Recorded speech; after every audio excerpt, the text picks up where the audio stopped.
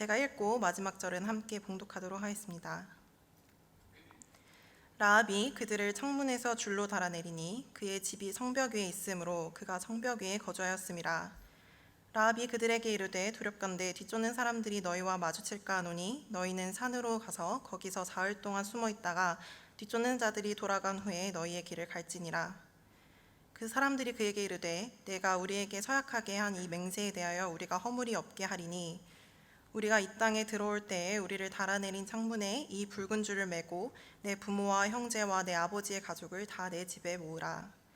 누구든지 내 집 문을 나가서 거리로 가면 그의 피가 그의 머리로 돌아갈 것이요 우리는 허물이 없으리라. 그러나 누구든지 너와 함께 집에 있는 자에게 손을 대면 그의 피는 우리의 머리로 돌아오려니와 내가 우리의 일을 누설하면 내가 우리에게 서약하게 한 맹세에 대하여 우리에게 허물이 없으리라 하니.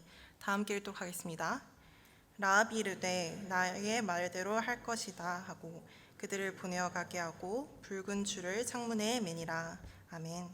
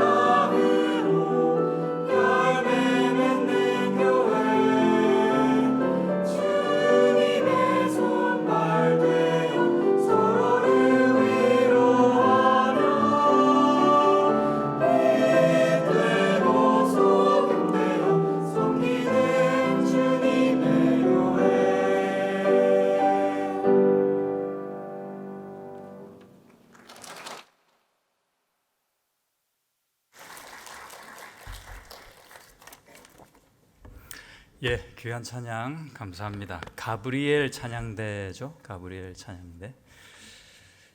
예, 우리 김진영 목사님이 안 계셔서 대타로 나왔습니다. 안현수라고 하고요. 목사님 어디 가신지 다 아시죠? 예, 한국에 휴가 가셨습니다. 어떤 분은 그래요. 목사도 휴가 가냐고. 예, 갑니다. 목사도 휴가가 필요합니다. 그래서 기억날 때마다 기도해 주시면 고맙겠습니다. 예, 우리 찬양대 제가 이 찬양 들으면서 아름다운 동행 이렇게 잘 들었는데요. 궁금한 게 있는데 그 흰색은 이렇게 맞춘 거죠? 아닌 거예요? 우연히 흰색을 다 입고 오신 거예요? 맞춘 거예요? 갈아입나요? 갈아입나요? 매 줄마다 흰색을 입고 와야 되나요? 그건 처음이라서.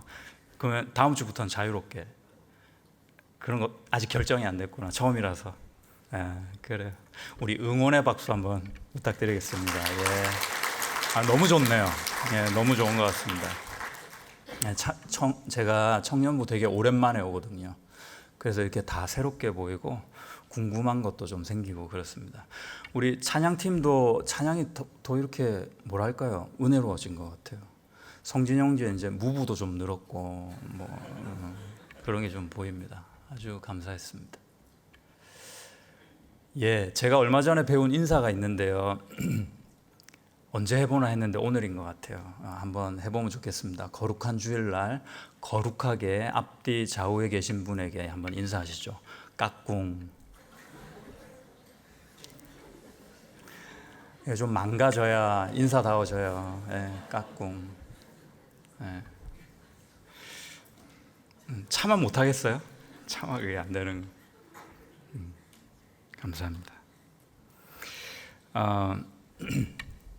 저는요, 행복이 성적순이다라는 말을 듣고 학창시절 내내 그렇게 자라왔습니다. 여러분 어떻게 생각하세요? 행복이 성적순이 맞나요? 아주 틀린 말은 아닌데 정말 늘 한결같이 맞는 말은 아닙니다. 특별히 우리가 살아가면서 느끼는 행복이 성적하고 시험 점수하고 비례하지는 않아요. 조금 살아보니까 그런 것 같아요. 이건 확실한 것 같습니다. 오늘 본문 읽으셨는데 등장인물이 라합이죠.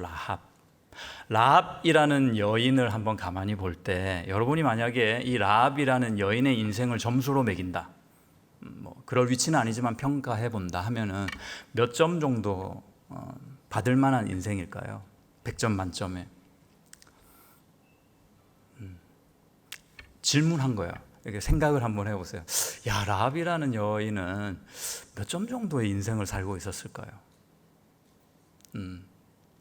생각을 안 하시는 것 같네. 우리 옆 사람에게 한번 점수를 말해 봅시다. 나는 몇 점이라고 생각해. 이렇게 한번 얘기해 보세요. 100점 만점이에요.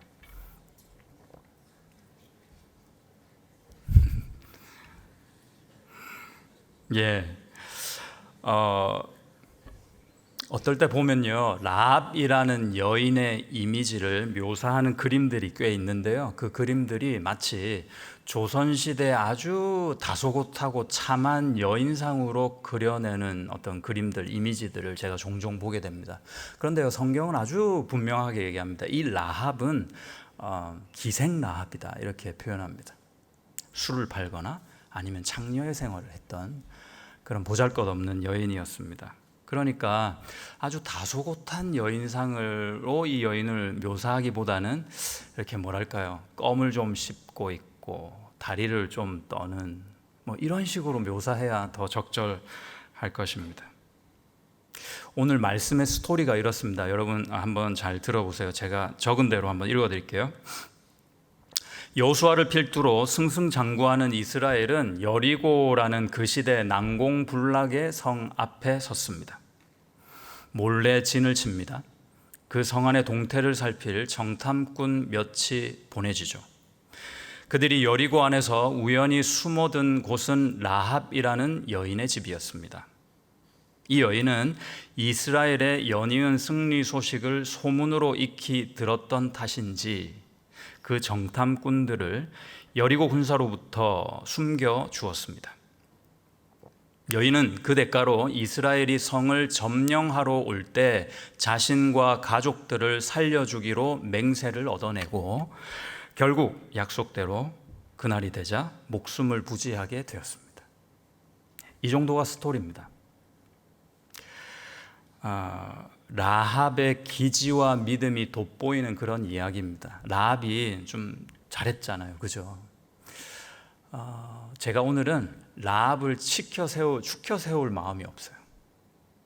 우리가 한번 신랄하게 좀 보기를 원합니다. 정말 모든 걸 라합이 잘했나? 이제 이런 질문입니다.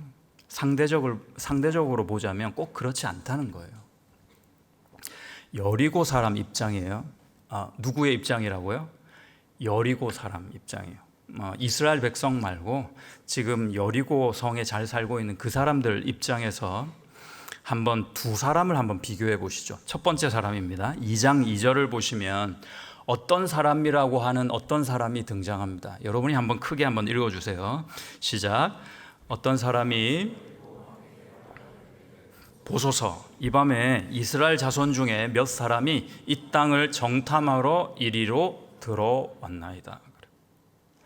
그러니까 왕실에 제보를 한 거 아니에요. 이런 사람 뭐라 그래요? 제보자입니다. 제보자. 애국하는 마음으로 좋은 정보를 제공했어요. 그래서 군사들이 라합의 집에 들어왔다는 그 제보를 듣고 그 적군의 정탐꾼을 잡으려고 군사들이 이제 들이닥친 겁니다. 라합의 집에. 두 번째 사람은 라합입니다. 비교를 해보자고요.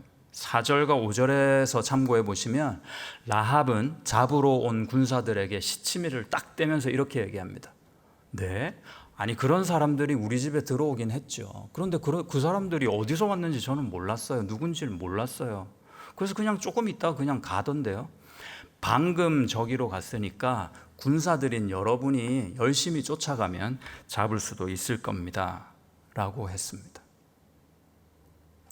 누구 입장에서 두 사람을 비교하자 그랬냐면 이스라엘 백성 말고 여리고에 사는 그 이방인이라고 하는 가나안 족속, 여리고 사람으로서 이 두 사람을 비교할 때 첫 번째 사람은 제보자, 애국자입니다. 그렇죠. 애국을 한 거잖아요. 두 번째 라합은 어때요? 매국한 거잖아요. 이적 행위를 한 거잖아요. 뭐 너무 여자에게 너무 심한 말일지도 모르겠습니다. 매국노입니다. 매국노. 이 여인에게는 매국노라는 오명이 쓰여질 만 마땅한 이적 행위를 한 겁니다. 어찌 보면요, 인간의 행위는 관점이 어디 있느냐, 기준을 무엇으로 설정하느냐에 따라서 선하게 보일 수도 있고 악하게 보일 수도 있는 겁니다. 양면성을 지니고 있는데요. 얼마나 상대적인지 몰라요. 이스라엘은 하나님의 명령을 수행 중이었어요, 사실. 그래서 지금 전쟁을 하고 있는 겁니다. 하나님의 명령이 뭔지 아세요? 여봐라가 아니지. 뭐 이렇게 말씀을 이제 하시는 거예요. 뭐라고 하시냐면은 지금 가나안 7족들, 7족속들의 죄악이 그 끝을 이미 넘었으니 너희가 직접 가서 나를 대신해서 그들을 징벌하라. 벌을 좀 주라 그랬어요. 그래서 이스라엘 백성들이 아멘하고 지금 가나안이라는 그 넓은 땅을 소수민족인 이스라엘이 성큼성큼 걸어가면서 전쟁을 벌이고 있습니다. 그래서 이스라엘 백성들 입장에서는 이 전쟁들이 다 뭐예요? 정복 전쟁입니다. 명분이 확실하고요. 거룩한 성전이기도 합니다. 하지만 당사자인 가나안 백성들 입장에서 한번 생각해 보세요. 내 나라에서 내 집에서 잘 살고 있는데 듣도 보도 못한 일종의 유랑민들이 자기들한테 오더니 자기들이 믿는 신의 이름을 걸면서 남, 여, 노, 소, 가축 할 것 없이 다 진멸하겠다고 다가오니 이 전쟁은 가나안 족속들의 입장에서는, 여리고 사람 입장에서는 뭐냐면요, 침략 전쟁입니다. 그것도 극악무도한 침략이죠. 며칠 전에 여러분이 아시다시피 이스라엘 민간 지역의 팔레스타인 무장정파인 하마스가 포격을 했죠. 수천 발을 동시에 쏘아 올렸습니다. 수백 명이 죽었습니다. 이에 이스라엘은 이제 지상군까지 파견하며 반격을 했죠. 수천 명이 죽었습니다. 비록 이스라엘이 선제 공격을 당했잖아요. 하마스가 먼저 그런 것 같으니까. 그런데요, 선제 공격을 당한 이스라엘임에도 불구하고 국제적인 정서는 늘 모든 사람이 이스라엘 편에 서 있지 않습니다. 하마스를 동조하는 세력 또는 생각도 있다는 겁니다. 왜냐하면 이스라엘도 하마스가 이런 공습을 하기 전에 하마스를 중심으로 한 팔레스타인 지역에 있는 사람들에게 적지 않은 해를 끼친 과거사가 있거든요. 더군다나 지금 그들이 공격을 하는 대상이나 실수인지 아닌지는 모르겠으나 그들이 공격하는 대상들이 가만 보면 군인들만 공격하지 않는다는 겁니다. 사람을 가리지 않고 때와 장소를 가리지 않는 무차별적인 공격이다 하는 생각에서 국제 정서가 그리 이스라엘 편에 서 있지 않은 것 같아요. 이들의 전쟁은 각자가 역사적으로도요, 또 법적으로도 상당한 명분이 있습니다. 제가 잠깐 설명드릴까요, 말까요? 그냥 설명 안 하고 넘어갈까요? 설명을 조금만 할게요. 다 아시겠지만, 그죠? 오스만 제국이 이렇게 쇠락하고 멸망하면서 영국이 팔레스타인 그 조그만 땅을 이제 관리 통치하게 됐어요. 그랬는데 영국이 통치하면서 팔레스타인, 그러니까 발음하면 비슷하잖아요. 블레셋 사람들입니다. 성경에서 나오는 그 사람들의 후예들을 거기서 살게 해준 거예요. 원래 그러니까 팔레스타인 지역에서는 팔레스타인 사람들만 살았어요. 거의 그랬어요.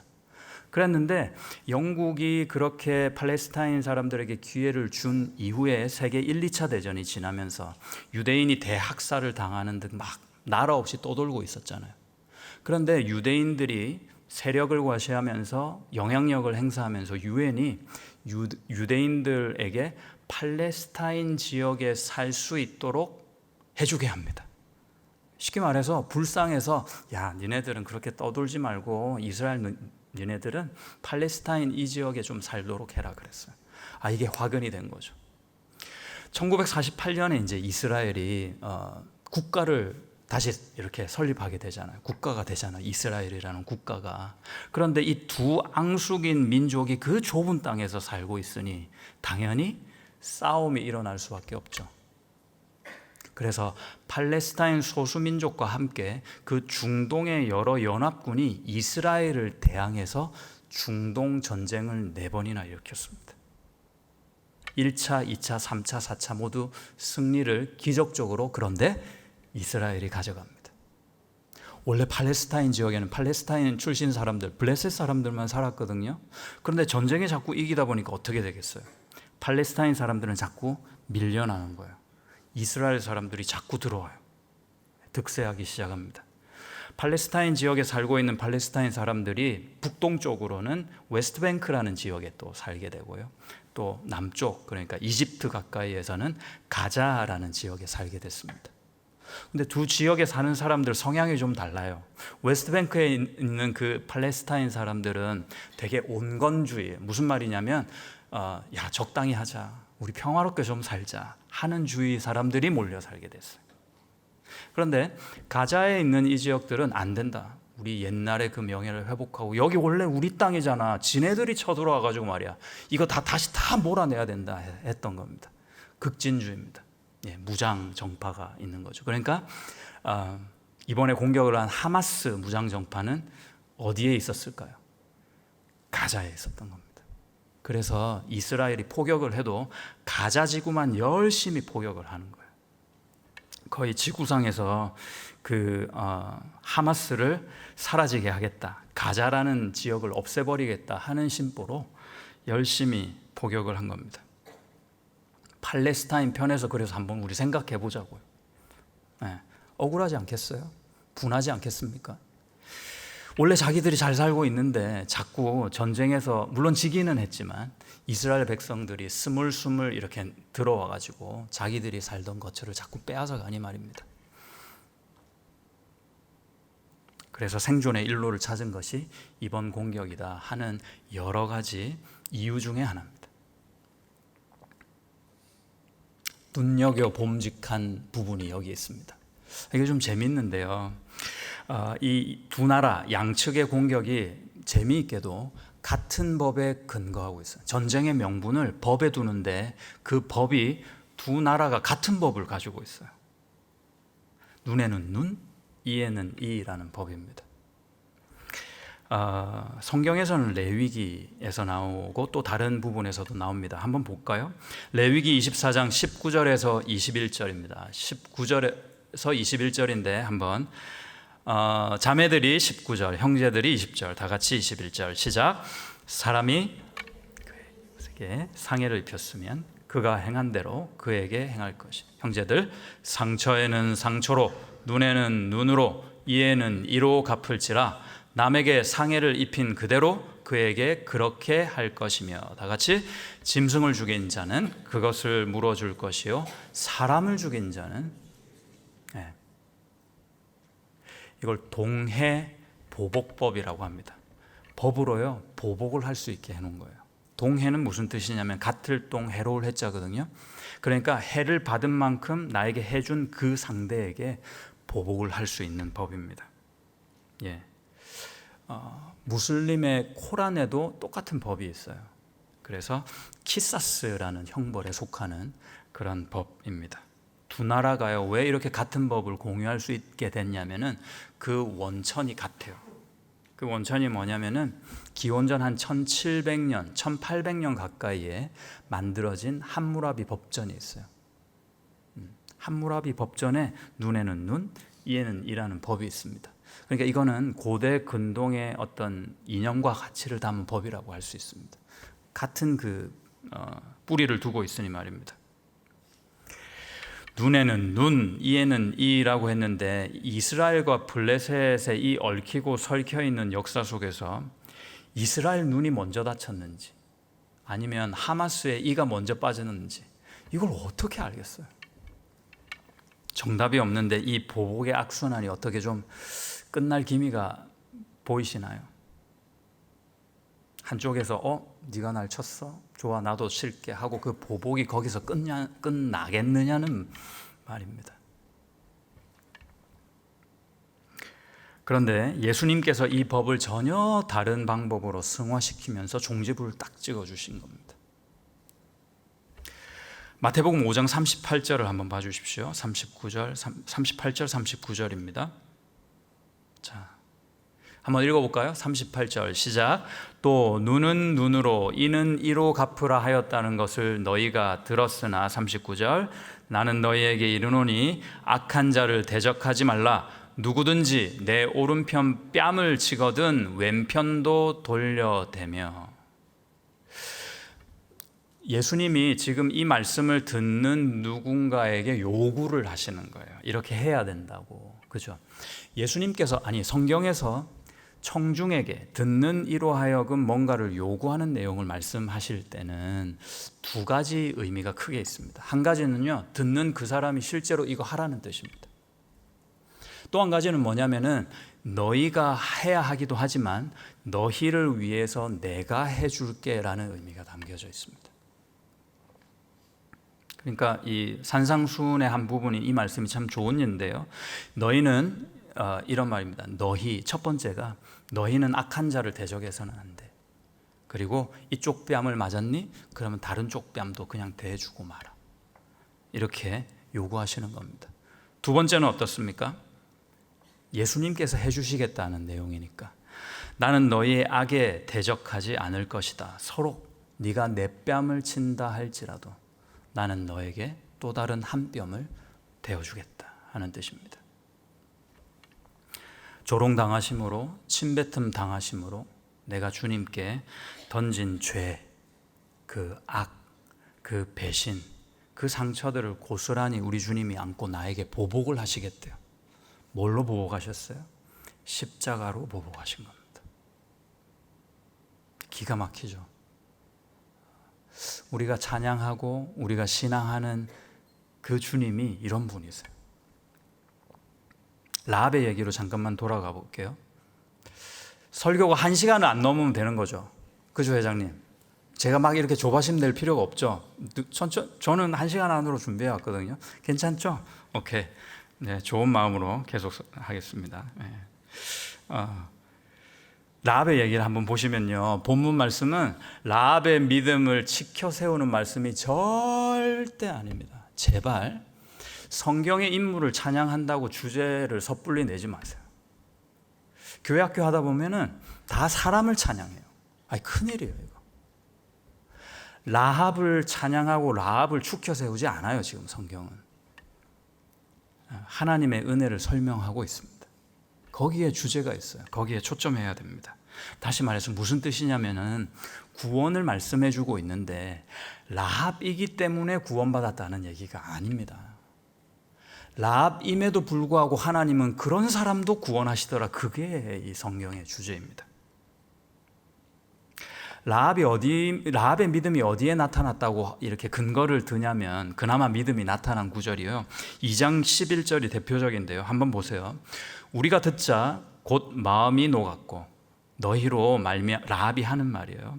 너희로 말미암아, 정탐꾼 그리고 이스라엘 백성들 너희로 말미암아 우리 사람 여리고 사람들이 정신을 잃을 정도였답니다. 너희의 하나님 여호와는 위로는 하늘에서도 아래로는 땅에서도 하나님이시니라 그랬습니다. 여러분 정말로 객관적으로 한번 보시면 이 라합의 진실된 고백이 믿음으로 들리십니까? 신앙으로 바라봐도 될까요? 아니에요. 이건 아닙니다. 너희 하나님은 대단하다. 야, 내가 너무 무섭구나. 지금 이 얘기를 하고 있는 거예요.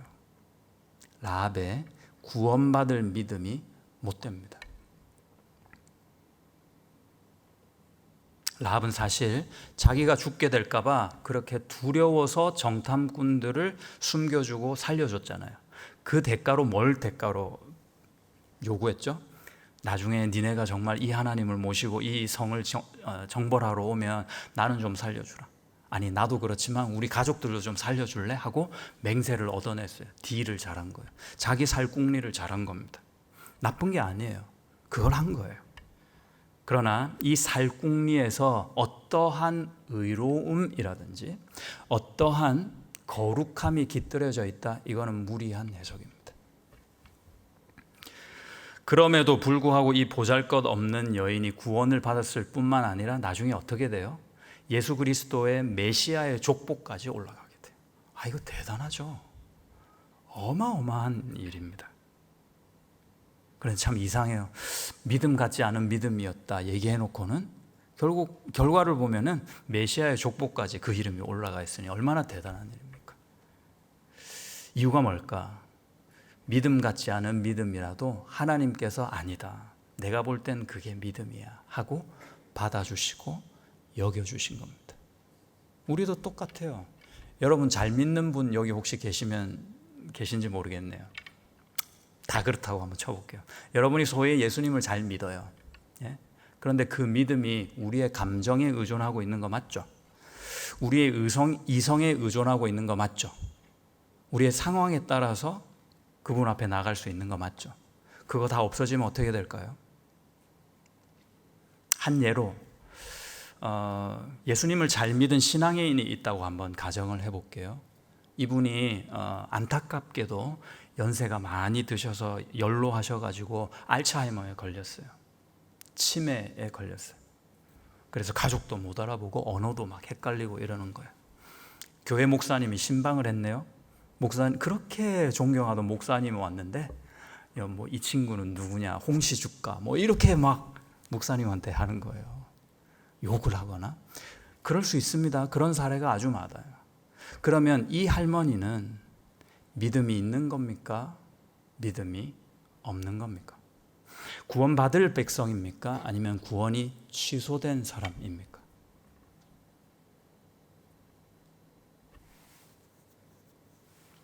소그룹에 가서 한번 고민해 보시기 바랍니다. 여러분, 믿음은요, 주어지는 겁니다. 나의 이성의 결단과 감정의 동요를 믿음이라고 하지 않아요, 성경은. 믿음을 또 다른 말로 은혜라고 하죠. 그래서 성경에서 오늘 성경 본문에서 라합이요 붉은 줄을 내린다 그랬잖아요. 아주 이건 구체적인 묘사입니다. 의도적인 거예요. 이 붉은 줄은 무엇하고 같으냐면은 출애굽할 때 이스라엘 백성들이 그 집에 발랐던 붉은 어린 양의 피와 똑같습니다. 그 피를 발랐을 때 죽음의 천사가 그 집을 넘어가잖아요. 그게 유월절 어린 양 사건 아닙니까? 한번 물어봅시다. 유월절 어린 양이 누구예요? 유월절 어린 양. 찬양에도 많이 나오잖아요. 예수님이시죠. 비록 구약이지만 그 발랐던 흠없는 어린 양의 피, 그리고 라합이 내렸던 그 붉은 줄은 나를 위해서 십자가에 달려 돌아가신 예수께서 흘리신 보혈을 예표하고 있는 겁니다. 하나님의 은혜는 이렇게 라합을 찾아왔죠. 그리고 라합은 붉은 줄의 믿음으로 예수를 붙잡은 것입니다. 그러니까 이 구원에 내가 뭔가를 보탤 게 없는 거예요. 보탤 수 있는 것도 없고 보태서도 안 되고 그런 겁니다. 에베소서 2장 8절 9절을 보십시오. 에베소서 2장 8절 9절 우리 다 같이 한번 큰 소리로 읽겠습니다. 시작. 너희가 그 은혜를 인하여 믿음으로 말미암아 구원을 얻었나니 이것이 너희에게서 난 것이 아니요 하나님의 선물이라. 행위에서 난 것이 아니니 이는 누구든지 자랑치 못하게 함이니라. 라합도 우리도 이 구원에 뭔가, 이 은혜에 뭔가 더할 수 있는 건 없습니다. 단지 은혜가 먼저 찾아오니까 나에게 믿음이 생긴 겁니다. 그 은혜를 인해서 발동되는 믿음이 생긴 거죠. 구원을 태평양 바닷가로 한번 비유하면 이렇습니다. 우리 팀 켈러 목사님이 이런 비유를 들은 걸로 기억합니다. 누가 태평양을 바닷가를 건너볼 사람 하니까 3명이 나온 거예요. 한 사람은요 수영을 아예 못하는 사람입니다. 두 번째는 수영 정도는 내가 꽤나 한다 하는 민간인이에요. 세 번째는요 수영 국가대표 선수가 나온 거예요. 태평양을 이제 건너는 겁니다.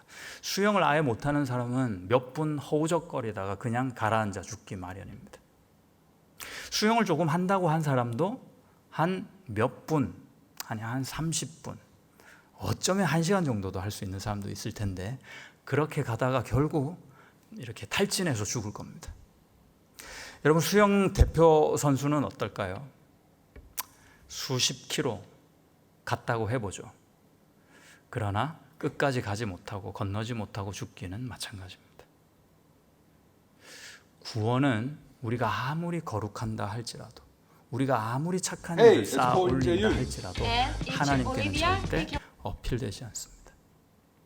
효력이 없어요. 카운트가 안 돼요. 그래서 그 구원을요 은혜라고 합니다. 위에서 내려온다는 뜻입니다. 밑에서 뭐 올릴 수 있는 게 없어요. 그 구원을 받은 우리가 내놓을 수 있는 그럴듯한 것은 절대 있을 수 없습니다. 오직 예수, 오직 은혜. 할렐루야.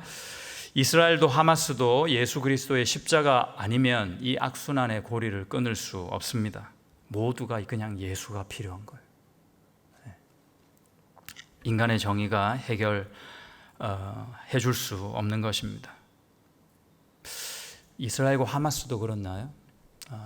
보이지 않는 전쟁에 허덕이면서 인생을 사는데 우리 모두가 지옥 계단을 서서히 내려가고 있는데 우리 모두에게도 그 예수가 필요한 겁니다. 우리 가족 중에도 그런 사람이 있고요. 그리고 우리 친척들, 친구 중에도 그런 사람이 있을 겁니다. 여러분 여기 앉아있는 몇 분들도 어쩌면 예수가 간절히 필요할 겁니다. 자, 마무리를 좀 해보죠. 여러분 만약에 구원이요 성적순이라면 어쩔 뻔했어요. 큰일 날 뻔했잖아요. 예배 출석 점수 매기고 예배 후 활동 점수를 매기고 기도 시간 점수 설교할 때 졸면 마이너스 5점 봉사 점수도 매기고 헌금 점수도 매기고 성실하게 살았나 그런 거 점수 다 매기고요. 누구 좀 도와주면서 살았나 거짓말은 안 하고 살았나 이런 거 다 점수로 매겨가지고 합격점 이상이니까 당신은 구원 이랬으면요 큰일 날 뻔했습니다. 너무 암담했겠죠.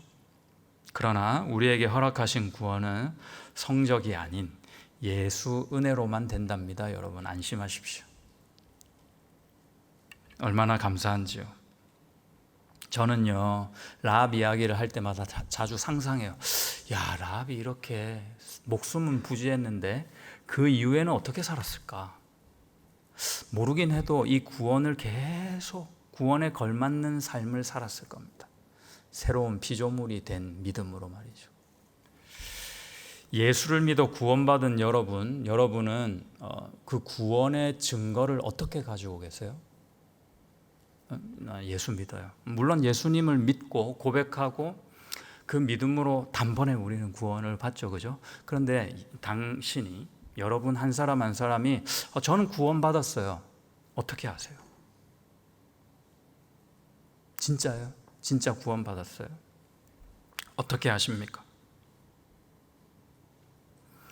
하나님께서 한 번에 그 은혜로 구원을 주시기도 하시지만 동시에 하나님은 그 은혜와 함께 우리를 새로운 존재로 만드셨잖아요. 그렇죠. 그 존재 자체가 우리의 증거거든요. 그런데 우리가 만약에 하나님의 자녀인데 내가 그 구원에 어울리지 않게 살고 있어. 그럼 하나님 어떻게 하실까요? 혼줄을 내고 매를 들어서라도 바로잡아요. 그렇죠. 그래서 나를 바꾸십니다. 그런데 이상한 게 있어요. 내가 여전히 세상이 너무 좋아. 하나님의 어떤 것은 별로 관심이 안 생겨, 흥미가 없는 겁니다. 세상 것만을 소원하고 세상 가치관으로 열심히 살아가는데 양심의 가책이 없는 겁니다. 뭐 남들도 다 이렇게 사는데 나도 이렇게 살면 어때? 남들 다 즐기는 거 이 정도는 해도 괜찮지 않을까? 근데 양심의 가책이 없는 겁니다. 여러분, 가짜 자녀일 가능성이 큽니다. 이거 이상한 거예요. 세상을 죽어라 사랑하고 추구하고 붙잡고 있는데 아버지 하나님께서 나를 가만히 놔둔다. 왜 그럴 것 같으세요? 그냥 참는 거세요? 그러실 수도 있습니다. 그러나 어떤 경우에는 내가 그분 자식이 아니라서 그럴지도 모릅니다. 미안하지만 내 아버지라면 가만 안 두신다니까요. 여러분이 나중에 시집장가 잘 가가지고 사랑하는 아들, 딸 낳아보세요. 이놈이 막 어쩌라고 있는데 그래 난 너를 존중해 할 수 있는지. 잔소리라도 해야죠. 멱살이라도 잡아가지고 거꾸로 매달아가지고 매질이라도 해야지. 뭐 제가 그렇다는 얘기는 아니에요. 절대 그러지 않습니다. 네? 그게 아버지입니다, 여러분. 세상을 사랑하는 마음이 부끄러워져야 그 사람이 그리스도인이에요. 예수를 믿는다 하는 사람은 새로운 소망을 가지게 되는 것이 당연합니다. 열망이 생기는 겁니다. 갈망이 있어야 돼요. 죄와 싸우게 되는 거죠. 이 죄가 해결이 안 돼. 내가 잘못했습니다 하고 나서 주일 저녁에 똑같은 죄를 또 지어. 그것 자체는 이상한 게 아니에요. 우리가 연약하기 때문입니다. 그러나 싸움이 있어야 된다 그 말이에요. 내가 그렇지 뭐 또 용서해 주시겠지. 천만의 말씀. 그걸 교만이라고 합니다. 그건 나태하다고 얘기해요. 방자하다고 얘기하는 거예요. 싸워야 돼요. 이빨을 꽉 깨물고 싸우다가 이빨이 깨지고 부서지면 잇몸으로도 싸우는 거예요. 그래서 잇몸을 깨물다가 피가 철철 흘리면서까지도 피 흘리기까지 싸우는 그들이 당연한 그리스도인입니다. 예수님이 너무 닮고 싶어요. 정말 예수님처럼 살고 싶어요. 그런데도 저 인간이 미워지는 내 마음이 너무 부끄러워지는 겁니다. 이게 정상입니다, 여러분. 너도 미워하고 나도 미워하니 비장파장 마찬가지 아니겠느냐? 아니요, 절대 그럴 수 없어요. 그거 교회 아닙니다. 그게 부끄러워야 돼요, 여러분. 하나님 앞에 너무 미안하고 수치스러워야 그분이 정말로 예수 믿는 사람입니다. 여러분, 진정으로 이 역겨운 세상으로부터 내가 자유하고 싶다 하는 이런 갈망이 좀 있으세요? 정말 이 연약한 내 자아로부터 내가 좀 해방되고 싶다, 이렇게 좀 괴로워하면서 가슴을 쥐어뜯은 적이 있으세요? 정말 예수님처럼 살고 싶다, 되고 싶다 하는 간절한 소망이 있으십니까? 만약에 네, 그렇습니다 라고 대답한다면 당신은 거듭난 성도입니다. 그것이 여러분이 가진 증거입니다.